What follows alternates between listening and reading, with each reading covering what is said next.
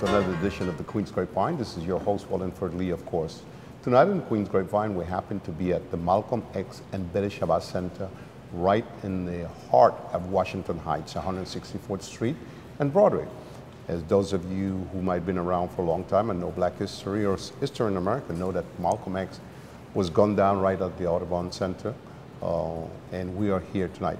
Malcolm X is one of the most polarizing figures in America, past, present, and a man that meant so much to us as Black American.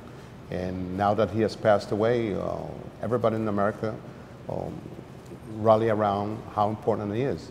Too bad that a lot of people who was against him at that time did not understand the importance and what he was trying to do as a minister and a man who was an activist and cared about minority and people of all colors at the end of his career.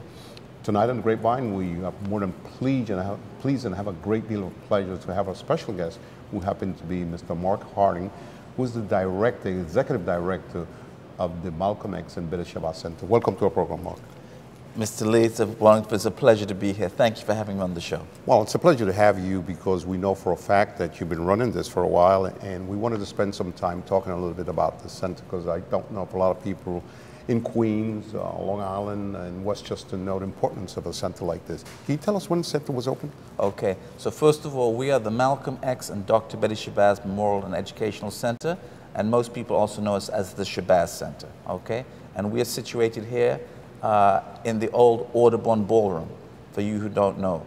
Many people, when they think of the Audubon Ballroom, they think of it as in Harlem because that's how it was reported back in the day, but we're actually situated just north of Harlem in Washington Heights on 165th Street.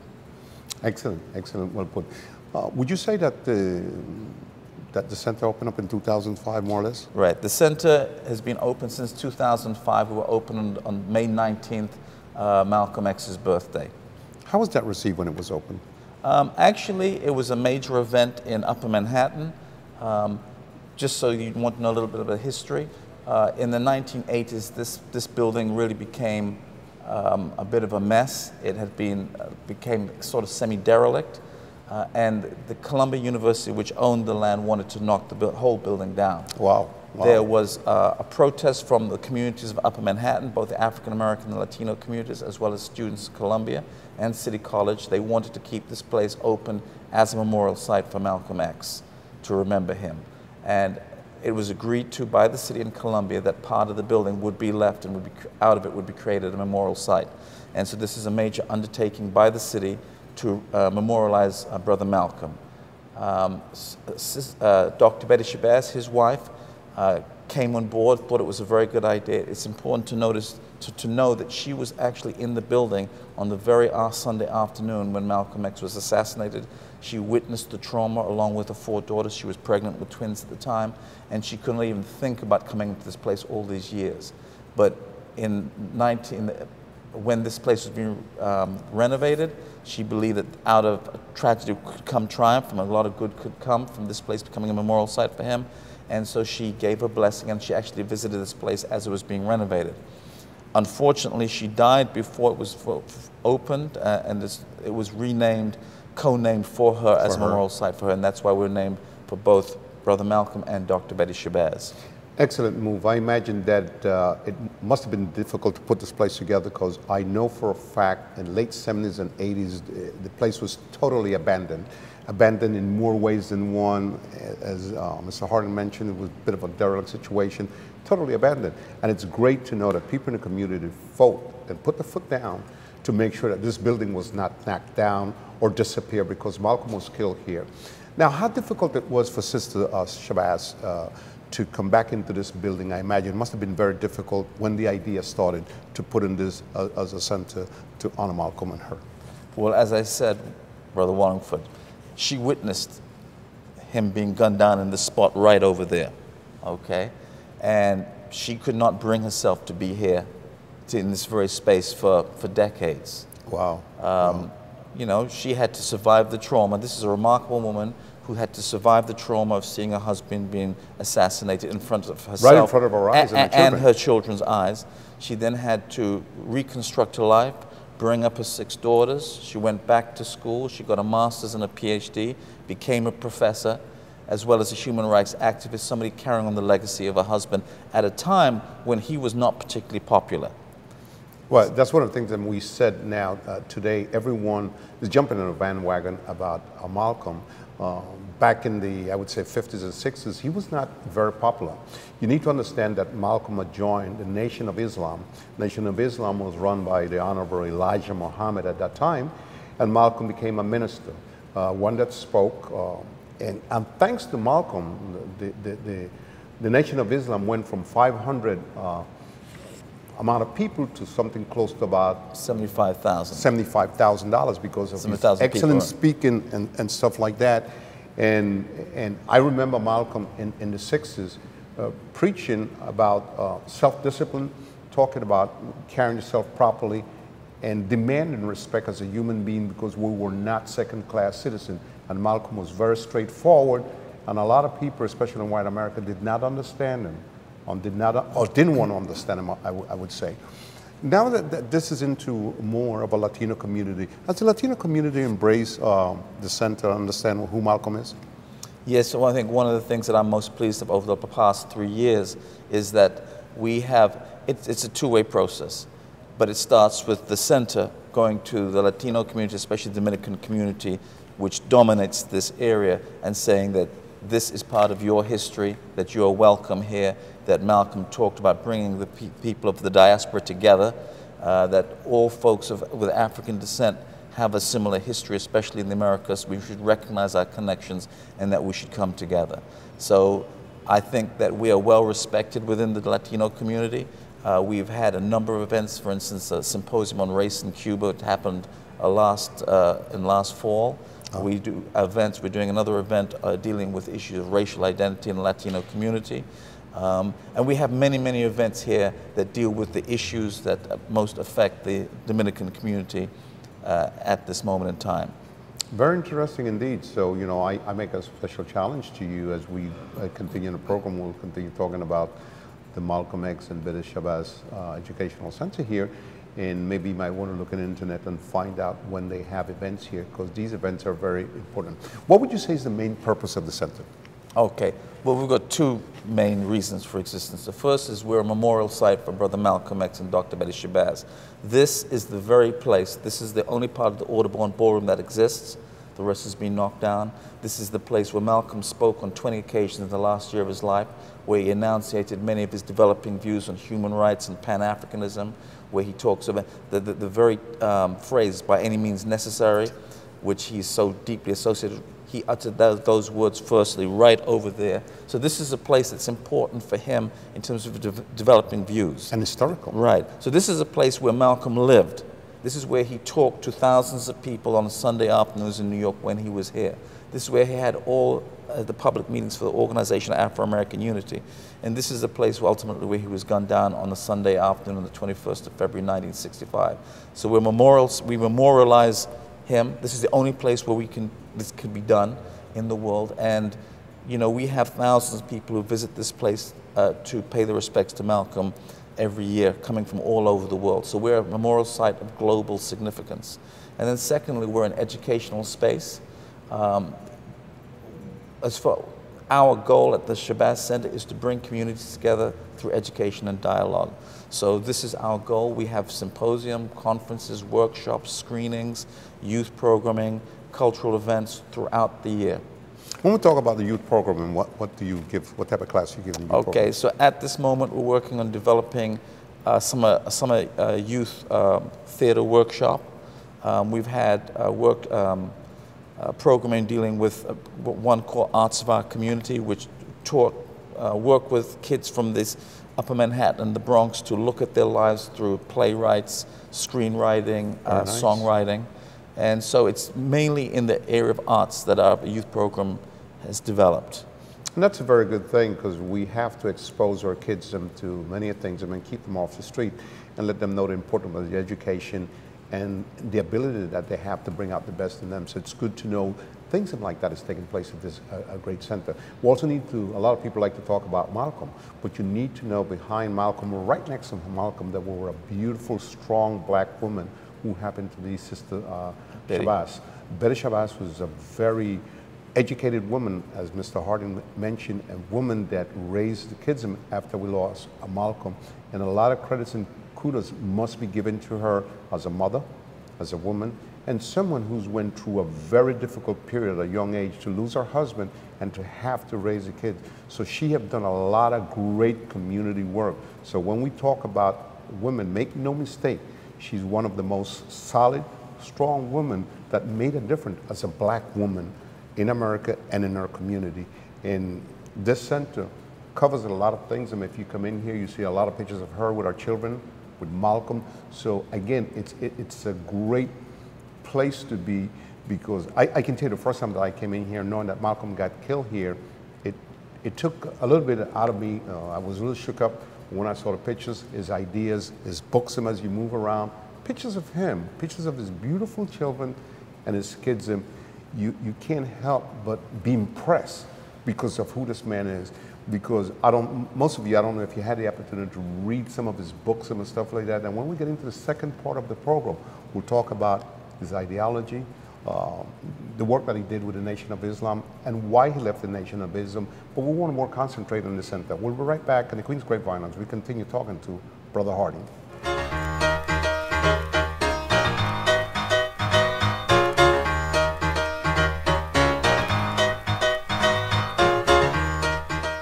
And we're back here in the Queen's Grapevine as we continue talking about the Malcolm X and Betty Shabazz Center, Educational Center here in 164th Street and Broadway.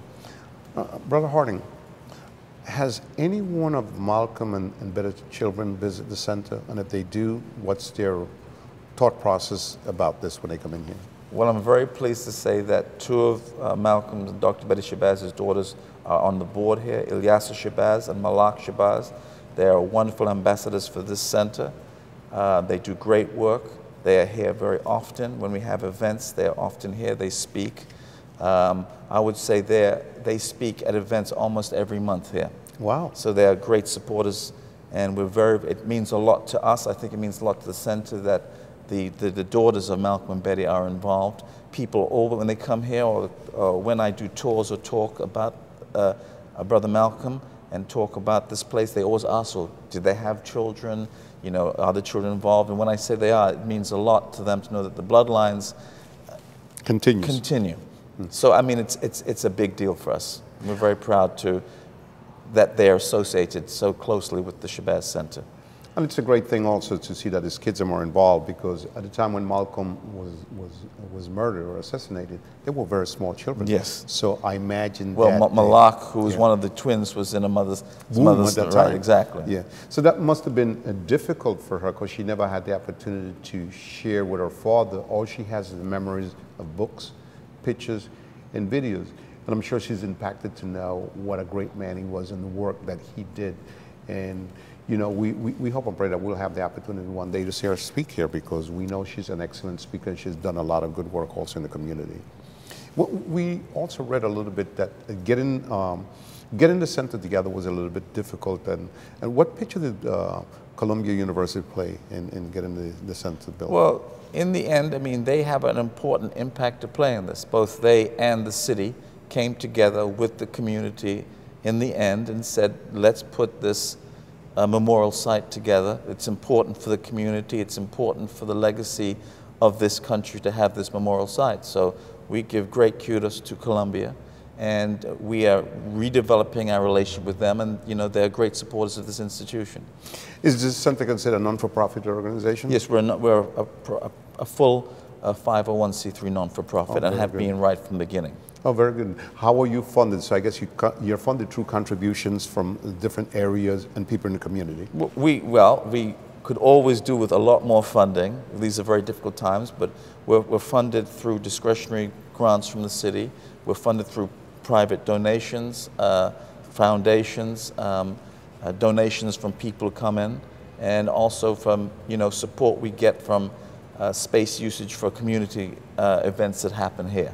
Is there a phone number that you would like to give out that will help in case someone watching this program that would like to contribute in terms of funds or wanted to get involved? Is there a phone number or a website that they can visit and see information? Absolutely. The phone number for the office here is 212-568-1341. The website is theshabazzcenter.net, and you can go to info@theshabazzcenter.net to look at the website and to donate. Excellent move, because I think it's important, because the legacy of both Malcom and his wife is tremendous, and we'll get into that. Let's talk a little bit about, we imagine that people come, walk through this museum. Let's talk about European people that comes in and look at the center. What's their reaction when we talk or they see presentation and pictures about Malcom? Any feedback? Well, I've been doing this for just over 2 years now, and because we have a very small staff, I meet most of the visitors who come here, and they come from all over the United States, and they come from all over the world. And I have to say, I always ask them one question with a smile. I say, it's a pleasure to see you here, welcome. Can I ask you, why did you come here? Now, you might say, well, that's a silly question, but no one has ever responded like that to me. No one's ever come, and maybe one out of thousands of people I've ever asked this question have said, who do you think you are? Of course, I'm coming here for Malcolm X. People give you the stories about how they came to know about Malcolm X and what Malcolm X means to them, and that this is an important place for them to discover and to come and pay their respects. And that really touches me and surprises me, because over and over again it's that this man, people say, this man changed my life. When I read his speeches, or I heard his speeches, or I read the autobiography, he changed the way I saw myself. Doesn't matter whether you're talking about African Americans, Africans, Caribbean folks, Latinos, or white folks. People always say, this man changed my life. He impressed on me that I had to think of things and see things in a different light. Well, like I said, Malcom was an excellent speaker who was capable of taking over an audience with his sheer presence, and also he was like a poet. He was not reading. The words came naturally from here, and from here, there's no question about it. If you go back to different videos and see this man speaking, he's very captivating. We are very much interested in education, and most of our program is about education. We consider this a bit of an education for those who might have been somewhere else and don't know who Malcom is and his legacy. Is there any work with the Board of Education where they have reached out to the center or anything like that? And if they wanted to reach out to the center, is the center on board to have the Board of Education bring kids, walk through and learn a little bit about the legacy of Malcom? Well, we would love to have a direct relationship with the Board of Education. We would love for them to know that this is a place for school kids to come in, for the schools to bring their kids to do tours here. We do talks. As it is on our own, we have relationships with other organizations that bring school parties in, and also we have done that on our own. So, for instance, we work with an organization called Community Works, which deals with the schools, and that we partner and we have events at the center together. So that's an example of how we relate and how we connect with the school system. We had a major exhibit called Freedom Sisters, which is a Smithsonian Institution exhibit last year, and we had tens of thousands of people come through to see it, including thousands of school children parties. We have another Smithsonian exhibit coming next year in February and March of 2014, and so we're working to get within the school system to bring those school parties in February and March of next year. I think that's extremely important, especially when we're talking about young students and stuff like that. It's extremely important to understand, because it takes the old to bring the new. And a lot of us are enjoying great things today in America. Some of us from all walk of life, especially Latinos, because the immigration has changed now. A lot of people that come to this country have melanin in their skin. And you need to know that the footprints have been set by guys such as Malcolm X, such as Martin Luther King. So a lot of advantage that you have today is because of those guys standing up to the system and saying to the system, you are wrong. We are all equal and we should be treated equal. One of the most important things that I saw as a speech that Malcolm gave about grassroots. I think that speech was done Message to the grassroots. Right, that was done in 1963. Anyone ever asked you about that when they come in here? Oh, to ask us all. And what's interesting about the message to grassroots is that took place in November of 1963, and it's going to be 50 years this year in November that speech was made, and we're going to have a big ceremony, 50th anniversary celebration of that speech. And if I could talk a little bit about upcoming things. Please do. Okay. We've got on May 19th, we always have a great celebration for Brother Malcolm's birthday. It's going to be his 88th, we're going to celebrate his 88th birthday on May 19th. The celebration is going to start at 5 o'clock in the evening. We're going to be talking to a number of major African-American thinkers about how Malcolm X affected and their lives and how they saw the world and how he changed their lives. So please come to that. We're going to have a major photographic exhibit starting in June the 3rd and going all the way till mid-August. It's called Art and Protest, and it's about looking at photographs of protest movements in Upper Manhattan and in New York over the last 40 years.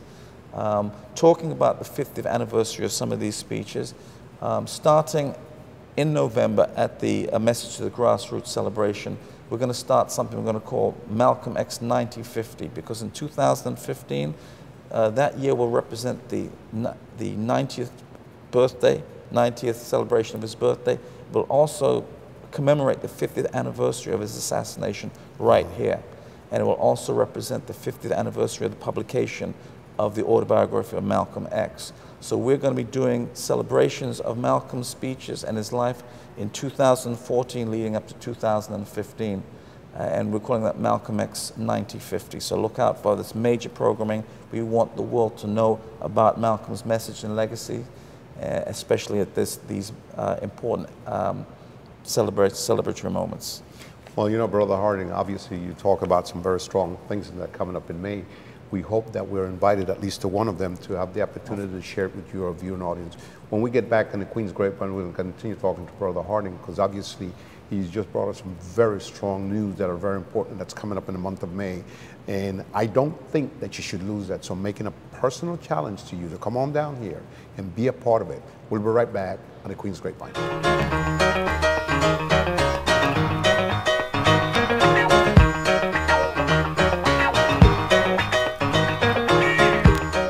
And we're back here in the Queen's Grapevine talking about the legacy of Dr. Betty Shabazz, who happened to be the wife of Malcolm X, and of course about him. We talked a little bit about two of his children that are on board and that they are involved here in the center with speaking engagement and stuff like that. And, you know, we're here talking to the executive director of the center, Brother Harding, who has been kind enough to spend a couple of minutes with us talking about the center, the impact of the life of Dr. Betty Shabazz, and of course of Malcolm X. In your point of view, the fact that you were the director of the center, you've seen a lot of people come by, politicians, newspaper people, stuff like that. How do you think Malcolm will be remembered in history, or has been remembered in history? That's a huge thing to talk about. I think, first of all, he challenged uncompromisingly the nature of American racism in the 50s, in the Nation of Islam, and especially after the Nation of Islam in 1964 and 65. Of course, you can't talk about Malcolm without talking about the civil rights movement, the civil rights era. And I think what happens with Malcolm is he says, I want to be a part of this movement. I want to push it, make it more radical with regards to Reverend King and nonviolent direct action. And he said, you know, we've got to be uncompromising. The issue is not just, you know, that we must change, but white America must change. It has to start with white America changing, and we can't compromise in that. But the second part was about black uplift, about how African Americans and all people of African descent saw themselves. They had to see themselves anew, not as Negroes, but as people descended from Africa with a history before we came to Africa, brought to America and changed as slaves. And so we had to revolutionize the way we saw ourselves before we could make the changes and make a better world. Well, no question about it. People like Malcolm and maybe even the Honorable Elijah made us proud of who we were. And like I said, there was a lot of challenges at that time in the 50s and 60s to black American people of minority in terms of housing, in terms of equality, and you had guys in like Malcom that was not afraid. We remember seeing things in 60 Minutes where they tried to ridicule him, and they could not because he was just so strong-minded. Can I just jump in there? Sure. I think what has to be stated is that these issues about how we see ourselves, how we're fooled into seeing ourselves, how we've got to get out of being fooled, these issues remain today. Even today, that's correct. Absolutely. I mean, how do we as African people of African descent see ourselves in this country today? What is our relationship to Africa? I think most African Americans and Afro-Latinos probably don't think about Africa as being related to them. They don't see it as the motherland. Right. They don't see the issue of why history is important to who we are. Their sense of identity is problematic. And I think that Malcom remains relevant today, even though we live in a different world. These issues of how we see ourselves, how race impacts our lives, are as fundamental today in different ways as it was back in the 1950s and 60s. I mean, you have a situation where you have mass incarceration of African Americans, Latinos, in a way that's completely out of proportion to anything to do with, issues of crime. I mean, it's criminal what's going on with the criminal injustice system as far as race is concerned. And we're in real trouble. We've been living through very difficult economic times generally in this country, but it has been desperate times from African American and Latino communities. The issue of education, just in the city, the fact that so many of our youth don't graduate high school. I mean, in case of African American boys, maybe more than half don't graduate. I mean, this is traumatic as far as the possibilities of our future development. Well, I second your motion because it goes back to the things that Malcom continued to talk about before his death. And even today, as Brother Harding mentioned to you, it still affects us. The way how we view ourselves, the way how we're viewing television and in the movies and stuff like that. And again, we have run out of time. I just want to say on behalf of the family at Grapevine, I want to thank you so much for being our special guest and for your point of view. It's very well received, and we thank you so much. Thank you very much, Brother Wallingford. I look forward to coming back again. No question about it. And again, this is Wallingford Lee saying good night for the Queen's Grapevine, and thank you for watching the program. We'll hope to see you next week at the same place at the same time. Good night.